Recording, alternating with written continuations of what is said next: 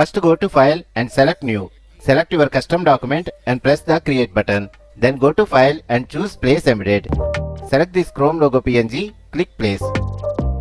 Hold down the Shift and Alt buttons and decrease the logo like this. Now hit Ctrl J to duplicate the logo layer. Right click on this layer and select Rasterize layer. Then right click on this layer's thumbnail and choose Select Pixels. Go to Edit and choose Fill. Choose Black here and press OK. Now go to Select and choose Deselect.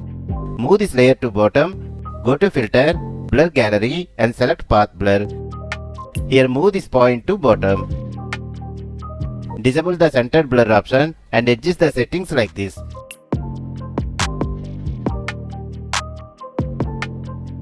Click OK. Now reduce the blur percentage and see the final result.